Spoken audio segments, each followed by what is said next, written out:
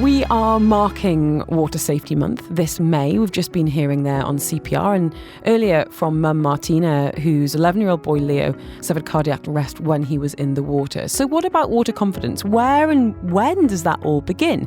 Promoting Water Safety Month, we've got experts Beth Weaver and Daniel Wright from Hamilton Aquatics. Guys, thank you so much for your time today. I know it's rare to have you when you're out of the pool, so I do appreciate you coming into the studio. Beth, tell us a little bit about what Hamilton does when it comes to that message of water safety and confidence in kids in particular.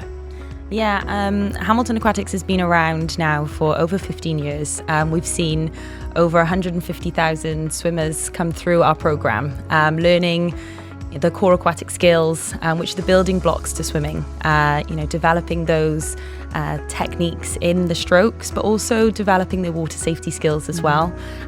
You can have a really confident swimmer in the pool or in the sea, but having them competent with those water safety skills is really important as well. What's the distinction? What are some of those skills that you think that, kids, certainly, definitely adults, should be, if not competent in, but certainly aware of and working towards? Can you explain them? The core aquatic skills are, as I said, the building blocks to swimming, just like we have the fundamental movement skills in any physical literacy when we're growing up, when we're in school.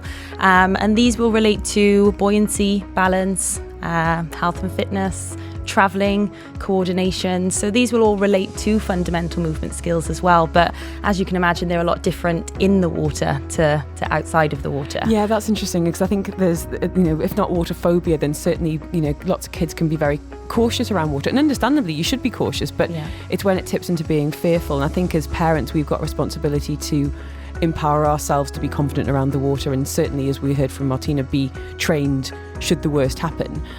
Dan, can I ask you about, benefits of swimming lessons? What have you seen with kids over the years? And yes, being able to swim a length or win a medal, but what else can swimming bring to a child's life, do you think? I think the main thing is the confidence. I think other than the physical elements of swimming and developing strength, speed, stamina, I think the confidence, knowing that they can turn up at a pool, get in, water be park, happy, exactly, and enjoy the water in a safe way. I think that's the most important thing. Can I ask then a little bit about when to learn? Because I had a message on my social media earlier saying, when's the best time to get a kid in their swim nappy or swimmers? Is there an optimum time, Beth? What do you think? Our programme starts from the age of 3 months, so it's the earlier the better, we say. They're going to naturally gain those core aquatic skills straight away, and the longer you leave it, the more chance you have of fear being installed in them as well. So getting them in the water straight away. And it's not about okay, you're 3 months old now, we're working towards, Olympics and, 2040. It's about that familiarity, I guess, a lot of the time. What are some of the things you do with a 3-month-old? A lot of fun, engaging activities, lots of interactions, lots of songs, lots of nursery rhymes. I'm sure the dads try and stay away from those lessons. Yeah, but I was forcing my husband to do that. Zoom, zoom, zoom, we're going to the moon. If I'm singing, you're singing too. We have some really great coaches down at Hamilton, and they really promote the baby swimming as well. And we have seen a lot of our swimmers that started with our Aquatots from the age of 3 months, really progress fast through the Learn to Swim programme. And again, going back to those core aquatic skills, they've developed those buoyancy and balance skills, those rotation and travelling skills as well, which all relates to water safety. It can be just as basic as floating on their back, to more complex skills like treading water or sculling. So it's really important to get them in the water as early as possible. Jennifer's raised a really interesting point that I'm actually, Jennifer, you're reading my social media plans. I'm literally working on a post right now about what to wear in the water, because the colour of a child's swimming costume is so crucial when it comes to being able to spot them. And we've seen this. I saw a couple of experiments with dive sticks, like a blue dive stick and an orange dive stick, in calm water and in, chaotic water where there could be kids swimming around. And your ability to spot colours in a swimming pool it's really, really surprising. So blue, obviously, to be avoided in terms of camouflage, especially any of those kind of bright, aqua type colours, but orange and red. That's what you want your kids to be in, to make sure you can spot them should the worst happen. So Jennifer, thank you for raising that. A message here that's come in, Dan, maybe you can help with this. It's got no name on it, saying, our daughter's 3.5, started swimming lessons about 5 months ago, and we've had issue after issue.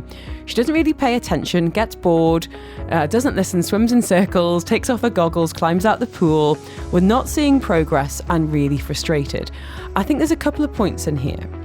One is, what is realistic in terms of seeing progress in, especially in a 3-year-old?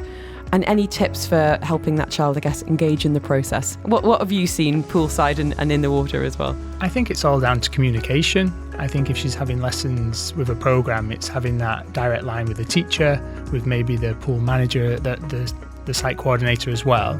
So if these issues are arising, at Hamilton Aquatics, we'd be on the phone, we'd be directly speaking to the parent on a weekly basis and trying to come up with ways and suggestions to get this kid comfortable. Presumably you've seen it all. Yeah, I mean, it could also be down to, the different learning styles and the different teaching practices that teachers have. Something may work for one teacher and one student, but it may not work for the other. So it's finding that balance as well. And that connection. Yeah, the connection is really important. I think that 3.5 age is actually it's a really tricky one, because that's a transition for us. Like, we had baby lessons, like you're saying, from kind of 3 months, and when the girls got to about between 3 and 4, they're like, okay, now we're going to see if mum and dad isn't, if you're not in the water with them, what are they capable of? Because it's not just about listening and learning, it's about listening and being safe. Can I say to you, you sit on the edge of that water, of that pool, until I tell you when it's time to come in? Because if you can't pay attention, then maybe we need to have a bit more parent time, because it is that important. Yeah. Beth, for anyone that's to find out a little bit more about some of your swimming academies and the training sessions, what's the best way of getting in touch with you guys at Hamilton? We have a website, so they can contact us through website, and we're also on social media as well, so they can reach out to us on our social media for any information on our academy. Hamilton Training as well, we deliver the Swim England qualifications for anyone aspiring to be swimming teachers, and to change that child's life and give them that life skill, but also we provide the first aid qualifications and lifeguarding qualifications as well, so definitely an all-rounder with water safety for Hamilton Training and Aquatics. And last question, and I think it's going to be a quick answer. Hamid saying, is it ever too late for a child to learn? Never. All right, Never. There you go. You can send me the word swim. I'd be very happy to connect you with the guys at Hamilton. Thank you guys. Really, really appreciate you coming in, raising awareness about a really important topic during the month of water safety.